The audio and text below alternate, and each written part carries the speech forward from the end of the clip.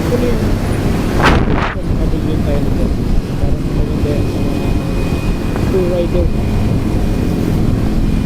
magbabiyahe. Ayan, lalo na kami ni Mrs. guys, mahilig kami magmotor kami dalawa.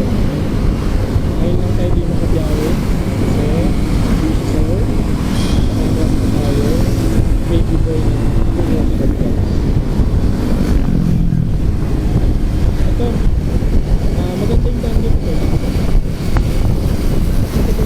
Ito yung e-bike. Ito siya guys.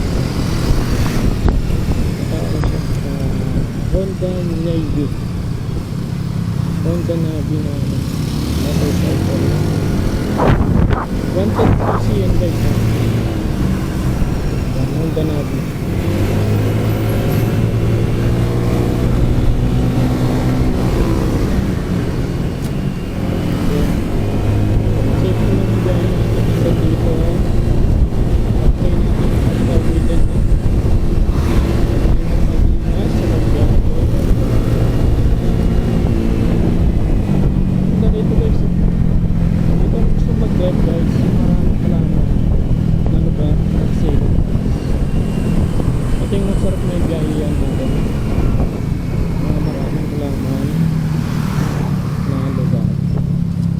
Fresh man yung sarap siguro tumambay dito guys.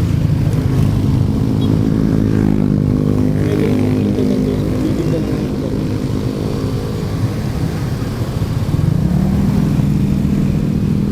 Traffic ulit.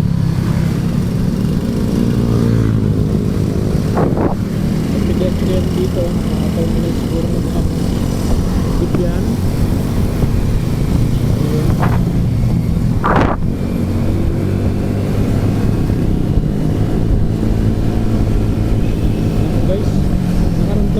Gutom guys. So, sakto kayo na lang tayo sa para may free parking guys. Once a week lang naman tayo pinagpalit.